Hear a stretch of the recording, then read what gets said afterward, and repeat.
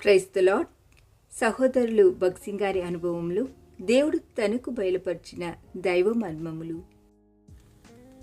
ఆయన మరణం యొక్క సాదృశ్యమందు ఆయనతో ఐక్యం కలవారమైన ఎడల ఆయన పునరుద్ధానం యొక్క సాదృశ్యమునందును ఆయనతో ఐక్యం కలవారమై ఉందుము.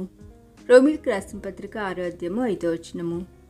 మనము ప్రతి విషయంలోనూ వ్యక్తిగతముగాను సంఘమునందును యేసు ప్రభువును శిరస్సుగా నుంచుకొనుటకు నేర్చుకునవలెను. మన వ్యక్తిగత ఏర్పాటుల కొరకైనను దేవుని పరిచర్య కొరకైనను ఆయన సన్నిధిలో మొరుపెట్టుకొని తీర్మానించుకొనవలెను. సాధారణముగా పెద్ద సమస్యల నిమిత్తము మనము ప్రార్థించదుము, కానీ చిన్న విషయముల కొరకు ప్రార్థించము. ఆదివారపు పరిచర్యల కొరకై 2-3 పర్యాయములు ప్రార్థించుదుము, కానీ బహిరంగ సువార్త నిమిత్తము ప్రార్థించము.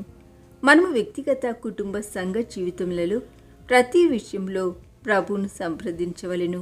అప్పుడే నూతన జీవము మనలోనికి, కుటుంబంలోనికి, సంఘంలోనికి ప్రవేశించును.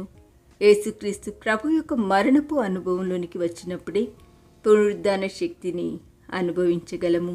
మనము తిరిగి జన్మించినప్పుడు ప్రభు అయిన యేసుక్రీస్తు యొక్క మరణ పునరుద్ధానములోనికి మనము అంటుకట్టబడితిమి.